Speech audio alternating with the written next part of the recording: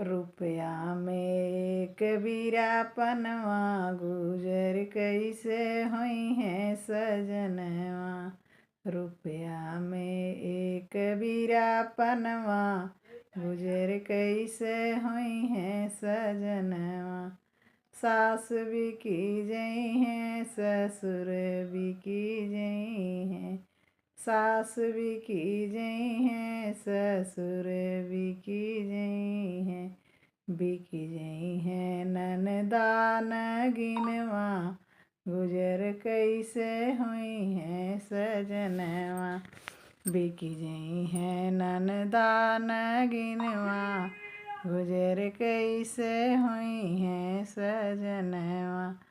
रुपया में एक कबीरापनवा गुजर कैसे हुई है सजनवा।